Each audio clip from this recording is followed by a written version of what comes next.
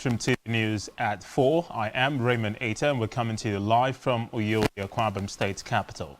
Let's take a look at the date. FD says Nigeria Air will fly before May 29. UK collates names of Nigerians for visa ban.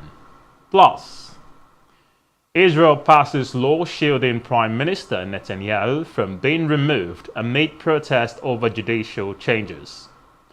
We will bring you details of these stories and more in a moment.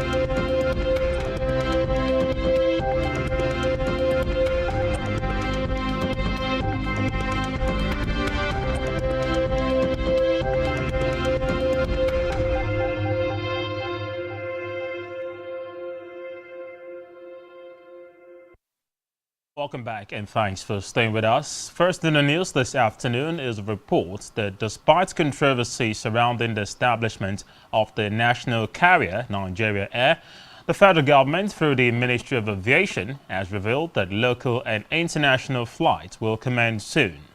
Minister of Aviation Hadi Sirika made the revelation at the ongoing National Aviation Stakeholders Forum of 2023 in Abuja today. Speaking further, the minister said the benefits Nigeria stands to derive from the establishment of the national carrier have reduced capital flights from Nigeria and gained the optimal benefit of BASA and SAATM, as well as develop an aviation hub. Meanwhile, the federal government has indicated plans to install facial recognition technology at major airports in the country.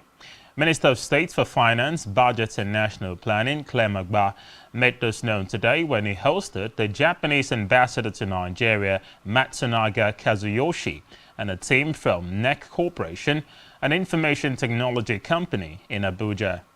Agba stated that the technology will be deployed through grant agreements between the Nigerian government and the Japanese counterpart, which would easily detect imposters and improve security at airports. He pleaded for the cooperation of all relevant stakeholders, assuring that facial recognition had proved to be very effective globally in securing airports. In another development, the federal government has presented a new curriculum on child rights reporting for polytechnics in Nigeria for effective dissemination of information by the media. Minister of Information and Culture, Lai Mohammed, at a two-day media training organized by the United Nations Children's Fund, UNICEF, said the instructional guide was developed to fill the knowledge gap on children's rights for journalists and communication in schools. Mohammed said the new curriculum will facilitate the movement of all journalists from the present level of child rights awareness to a certain degree of knowledge, bringing about the needed paradigm shift in reporting issues as it affects children. He said knowledge of the curriculum and its factual reporting will expose children to their rights to survival, development, protection, and participation. In the meantime, the federal government has commenced enforcement of the petroleum measurement regulations as well as 5 other laws in the midstream and downstream oil sectors. Disclosing this through the Nigerian Midstream and Downstream Petroleum Regulatory Authority, the NMDPRA, during the official unveiling of the 6 laws by the governing board of the NMDPRA in Abuja. The government warned operators that it would go after anyone who breaks the new laws. It said the 6 regulations were part of the 20 laws developed to guide the midstream and downstream oil sectors, noting that the remaining 14 regulations were being finalized at the Federal Ministry of Justice. The governing board chairman, Idare Gogo Ogan, said the authority would ensure that the laws were strictly complied with to effectively grow the revenue generated from the oil industry.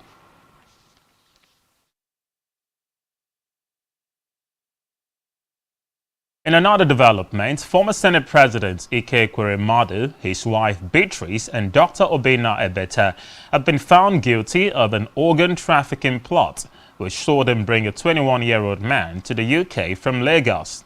Ekweremadu, 60, his wife 56, and Dr. Ebeta, 50, were convicted of conspiring to exploit the man for his kidney in the first of such case on the modern slavery laws. The Central Criminal Court of England and Wales said the organ was reportedly for the couple's daughter Sonia, aged 25. Recall that the victim, a street trader from Lagos, was brought to the UK last year to provide a kidney in an £80,000 private transplant at the Royal Free Hospital in London. Meanwhile, the Ekweremadus, who have an address in Willesden Green, northwest of London, and Dr. Ebeta from Southwark in South London, denied the charges against them. Away from that, the federal government has fixed a new date for the conduct of the 2023 National Population and Housing Census in the country. Chairman of the State Steering Committee for the 2023 census in Edo-Ekiti and Special Advisor to the Governor on Budget, Economic Planning and Performance Management, Niyi Adebayo, disclosed this during a meeting of the committee in Edo-Ekiti, the state capital. Adebayo hinted that the enumeration exercise had been shifted to the 2nd through the 7th of May 2023 from its initial date of 29th of March through to the 2nd of April to allow a hitch-free exercise. The committee chairman, who said that the postponement of the headcount would allow for proper planning and in-depth preparation, called on members of the committee to swing into action to make the exercise a huge success in the country.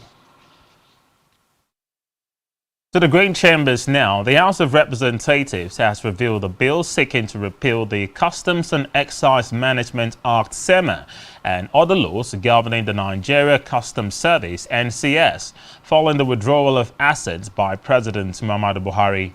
According to the chairman of the House Committee on Customs and Excise, Leke Adebije, the recommittal and review of the bill became necessary as some amendments made by the National Assembly were not duly reflected in the clauses.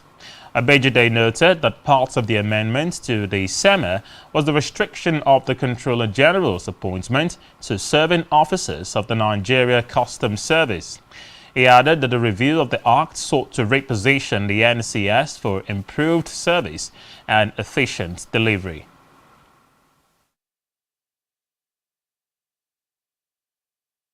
Elsewhere, Nigeria's President Muhammadu Buhari has signed the copyright and medical school bills recently passed by the National Assembly into law. Senior Special Assistant to the President on National Assembly Matters, House of Representatives Nasiru Ila, made this known in a statement he issued today. According to Ila, the President assented to the bills on March 17. He noted that the enactment of the new Copyright Act has again demonstrated the commitment of the President's administration to re-energizing Nigeria's creative economy and making it more globally competitive in the digital age. Meanwhile, President Buhari has approved the redesignation of the State House Clinic back to the medical center. Permanent Secretary, State House Tijani Umar, disclosed this in Abuja after a pre-commissioning inspection of the new presidential VIP wing of the State House Medical Center by the Secretary to the Government of the Federation, Boss Mustafa, the Minister of Finance, Budget and National Planning, Zainab Ahmed, and the Minister of State for Finance, Budget and National Planning, Claire Magba. Omar disclosed that all is set for the inauguration of the new world-class facility by the President to add to the growing number of completed and commissioned legacy projects of his administration. He added that the calibration, the testing of equipment and training of medical personnel are ongoing, and the presidency is determined to ensure that the center remains fully operational and well maintained after inauguration. In the meantime, President Buhari has urged Muslims to use the Ramadan season to project the best and finest virtues of Islam by personal conduct and not precept. In a goodwill message to mark the beginning of the holy month of Ramadan, President Buhari called on Muslim faithful to practice the teachings of Islam, such as kindness and the love of humanity, as they commence 30 days of Ramadan fasting. According to a statement by his senior special assistant on media and publicity, Garba Shehu, the president noted that the Ramadan is characterized by abstention from food and drinks from dawn to dusk. Meanwhile, the Nigerian Supreme Council for Islamic Affairs has enjoined Muslim faithful to devote themselves fully to the worship of Allah throughout the holy month, urging them to use the period to pray for the progress, peace and prosperity of the nation. Moving on, the United Kingdom has said it has embarked on an exercise of collating information with the aim to impose visa bans and other sanctions against politicians that engaged in electoral fraud and anti-democratic exercises. According to the UK, the individuals to be punished were those who engaged in violence and voter suppression in the governorship and state assembly elections in Nigeria. In a statement by the British High Commission in Abuja, the UK said there were positives to take away from the elections, but noted that violence and voter suppression were observed in many states, including Lagos, Enugu, and Rivers. Away from that, the Federation Accounts Allocation Committee (FAC) has shared 722.677 billion naira from the February 2023 Federation Accounts revenue to the federal government, state and local government councils. The figure represents a further decrease of 27.493 billion naira compared to 750.17 billion naira shared in January. FAC disclosed this in the communique issued at the end of its latest meeting in Abuja. According to a statement by its director, Press and Public Relations, Bawa Mokwa, the total amount includes gross statutory revenue, value-added tax, electronic money transfer levies, and augmentation from forex equalization accounts. The communique explained that the federal government received 269.63 billion naira, the states received 236.464 billion naira, and the local governments got 173.936 billion naira, while the oil-producing states received 43.214 billion naira as derivation of 13% of mineral revenue.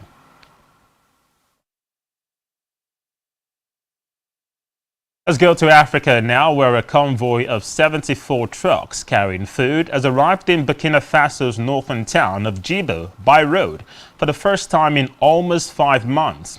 Supplies to the town, which has been under a de facto militant blockade for months, were being airlifted to avoid attacks. A security source told newsmen that the convoy arrived after a 3-week trek, braving roadside bombings and ambushes. Meanwhile, residents of the town have been staging protests asking the transitional authorities to resolve the security and humanitarian situation in the area. Burkina Faso is battling an insurgency that spilled over from neighboring Mali in 2015. Staying with Africa, Senegalese President Macky Sall has urged police to take all appropriate measures to ensure security following deadly protests over the trial of opposition leader Ousmane Sonko. Reports say at least one person died in clashes between Sonko's supporters and the police. Meanwhile, there have been protests in cities across the country over Sonko's trial on accusations of defaming the tourism minister, a member of President Sall's party. Sonko, however, says the real purpose of the trial is to disqualify him from running for the presidency in next year's elections.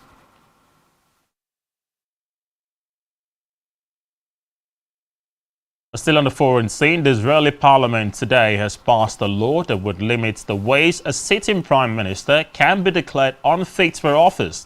As part of the package of bills the government is pushing in its controversial judicial overhaul. The bill is largely seen by the opposition and critics as a way to protect Prime Minister Benjamin Netanyahu, who is facing an ongoing corruption trial. By a 61-47 final vote, the Knesset approved the bill that states that only the Prime Minister himself or the cabinet with a two-thirds majority can declare the leader unfit. The cabinet would vote and then need to be ratified by a supermajority in the parliament. In a statement, the Knesset noted that the authority to declare the Prime Minister incapacitated will only belong to the government or itself, and will only occur due to physical or mental incapacity.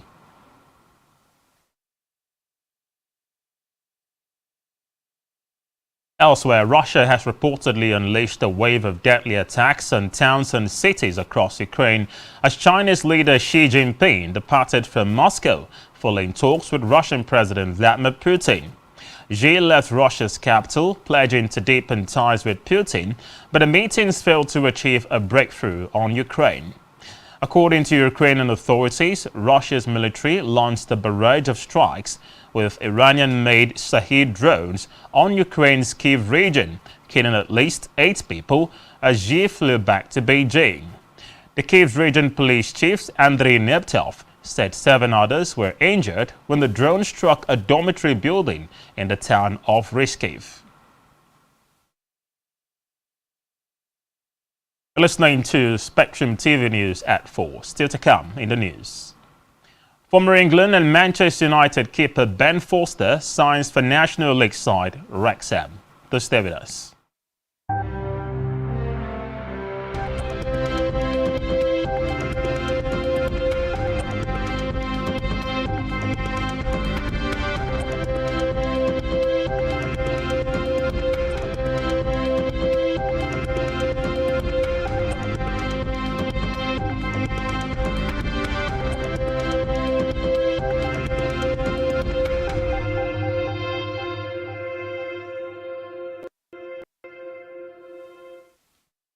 Welcome back and thanks for staying with us. In our business news, stakeholders will be highlighting the opportunities in the country's oil and gas sector at the 4th edition of the Nigerian Oil and Gas Opportunity Fair. The biennial fair, which will be organized by the Nigerian Content Development and Monitoring Board, the NCDMB, will hold from May 17 to 19 at the Conference Center in Yenagoa, the Bayelsa State capital. The event, which was introduced by the NCDMB Chief Executive Simbi Wabote in 2017, has showcased short to medium-term plans and activities of operators and project promoters in the upstream, midstream and downstream sectors of the Nigerian oil and gas industry. Recall that Wabote had earlier explained that the fair was intended to give Nigerian service companies the opportunity to build relevant capacities. Still in business, the Director General of the World Trade Organization, Ngozi Okonjo-Iweala, has said that trade finance is important to boost trade growth in Africa, noting that it would remove financing barriers for small traders in Africa to increase its participation in global trade. Iweala made this known in a video message at the Trade Finance Workshop in Kigali, Rwanda. According to her, the opportunity for dialogue among banks, local government agencies and businesses could lead to a better cooperation. She stated that if ECOWAS countries raise the share of trade supported by the trade finance to the average African level of 40%, they could gain an extra 8% in trade flows annually.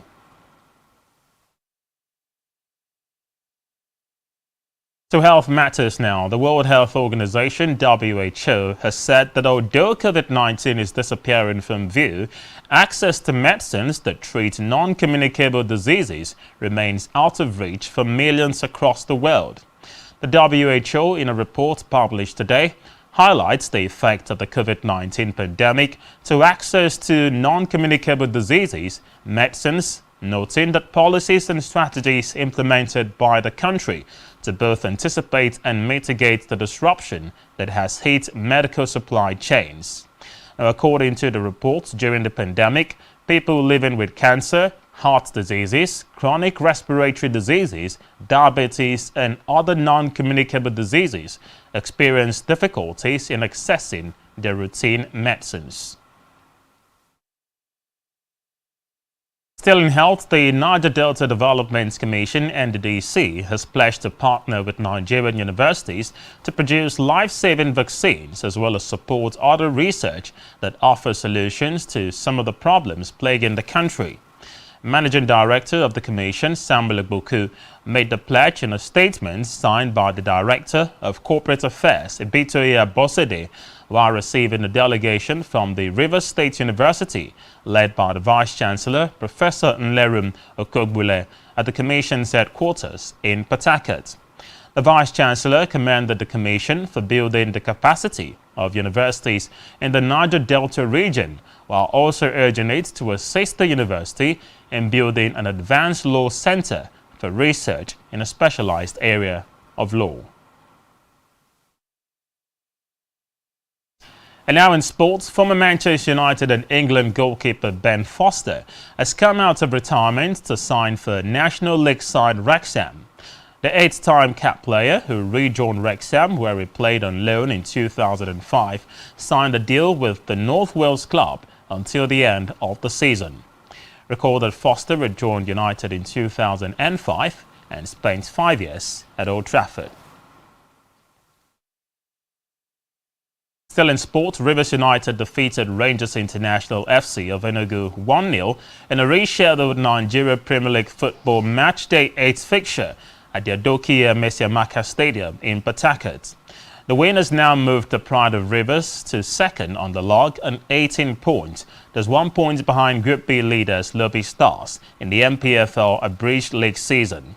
Recall that the club had qualified for the quarterfinals of the Confederations Cup last weekend, despite grinding out a 2-2 draw against visiting Devils Noir of Congo, Brazzaville. To entertainment news, Nigerian musical duo Ajebo Hustlers have released a new single titled You Go Know, which showcases their vibrant energy and unique blend of Afrobeat and pop music. The single is their first release of 2023, coming off the back of their Bad Boy Etiquette 101, an EP released in November 2022. The singers have quickly become one of Nigeria's favorite talents with a unique sound and captivating performances. Their latest single, You Go Know, is anticipated to make its mark in the Nigerian music scene and beyond.